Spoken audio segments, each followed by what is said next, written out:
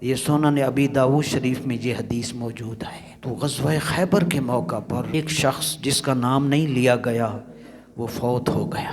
نبی علیہ السلام کی خدمت میں اس کا جنازہ لایا گیا تو رسول اللہ صلی اللہ علیہ وسلم نے فرمایا صلو علی صاحبکم، تم ان کی نماز جنازہ پڑھ دو۔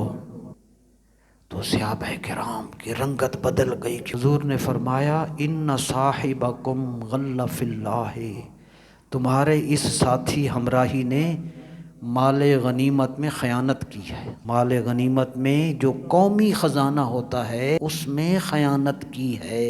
صحابہ فرماتے ہیں کہ ہم نے اس مال جو سامان اس کے ساتھ تھا اس کی تلاشی جب لی، فوجدنا خرزا من خرز یہود لا یساوی درہمین، تو ہمیں اس شخص کے سامان سے یہودیوں کے 2 من کے موتی ملے جن کی قیمت 2 درہم سے بھی کم تھی۔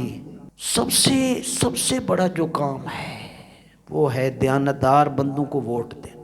ایک دکان نہیں چل سکتی اگر دکان میں رہنے والا ملازم دیانتدار نہ ہو تو ملک کیسے چل سکتا؟ قومی خزانے کو لوٹنے کا نقصان یہ ہوا کہ ایسے شخص کو رسول اللہ صلی اللہ علیہ وسلم نے اس کی نماز جنازہ نہ پڑھائی۔ اور دوسری یہ بات بھی معلوم ہوئی کہ ہم جب بھی کہیں چوری کریں کوئی اور دیکھے نہ دیکھے اللہ رسول کو معلوم ہو